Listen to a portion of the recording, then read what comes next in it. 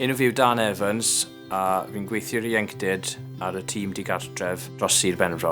Mae prosiect sgiliau tenentiaeth yn rhedeg yn fath o helpu pobl ifanc i datblygu sgiliau bywyd nhw. Maen nhw'n gallu dod i ni a wneud cwrs ar-lein, dysgu sut i fod yn well arian, pa fath o bills bydd rhaid nhw talu os maen nhw'n byw yn annibynnol, beth mae fath o rights nhw fel tenantau, pethau sydd rhaid nhw meddwl amdano, felly bod nhw ddim wedi meddwl amdano, ond bod rhaid nhw meddwl amdano os maen nhw'n byw yn annibynnol.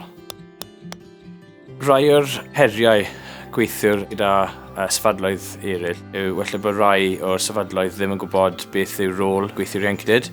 Mae'r hard to reach young people, rai sydd ddim fel wastad yn engage o'r sefydliadau eraill yn gweithio'n dda dyn ni. Ar amser ni'n gallu rhoi pobl ifanc. Mae lot o bethau pobl ifanc yn gweithio dy felly pobl o sefydliaeth arall.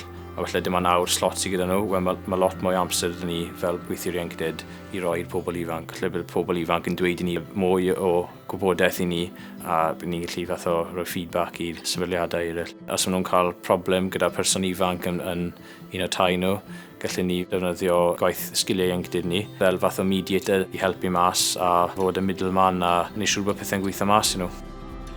If you're phoning housing or you're phoning your social worker, it can be really daunting.